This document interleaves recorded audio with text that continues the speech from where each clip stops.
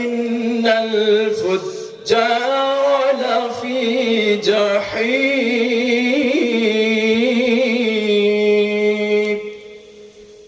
সাদাকাল্লাহুল আযীম। আসসালামু আলাইকুম।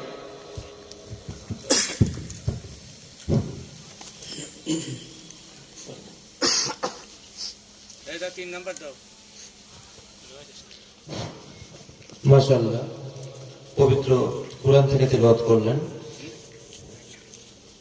আমি মুহতারামকে ধন্যবাদ জানাচ্ছি।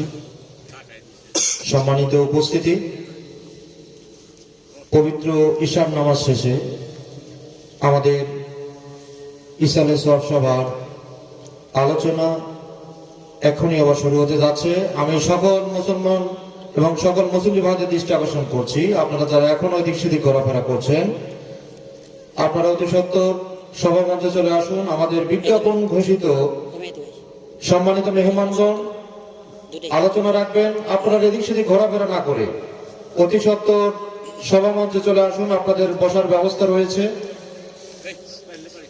এবং মা বোনদের দৃষ্টি আকর্ষণ করছি, আমাদের আজকের অধিবেশনের মূল আকর্ষণের মূল কার্যক্রম সমূহ এখন থেকে ধারাবাহিকভাবে আলোচনা শুরু হবে। আমি মুসলিম ভাইদের দৃষ্টি আকর্ষণ করছি, আপনারা অযথা এদিক সেদিক ঘোরাফেরা করছেন, চা স্টলে বসে রয়েছেন। আজকের এই আলোচনা, আজকের এই আয়োজন শুধুমাত্র কেনাকাটার মধ্যে সীমাবদ্ধ না রেখে আপনারা সভামঞ্চে আসুন।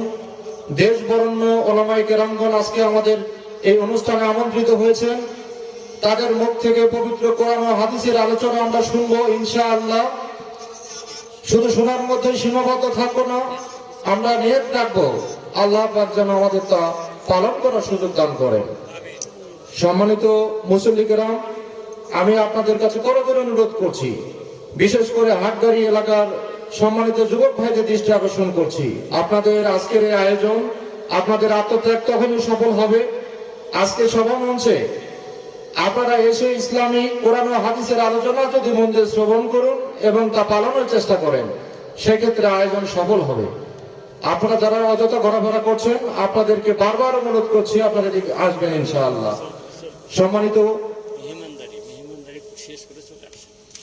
সম্মানিত গ্রামবাসী, আপনারা মেহমানদারি শেষ করে আমাদের সভামঞ্চে চলে আসবেন। আমাদের আজকে যারা মেহমান রয়েছে ইতিমধ্যে তারা আমাদের মাঝে উপস্থিত হয়েছেন এবং ধারাবাহিকভাবে আলোচনা পেশ করবেন ইনশাআল্লাহ।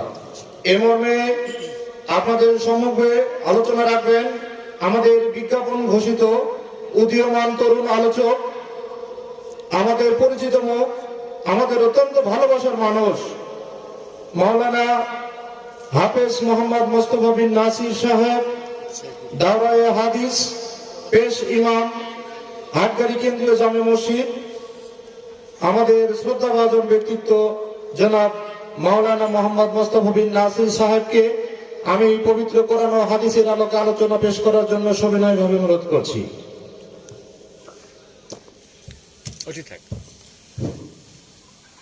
আসসালামু আলাইকুম ওয়া রাহমাতুল্লাহি ওয়া বারাকাতুহু।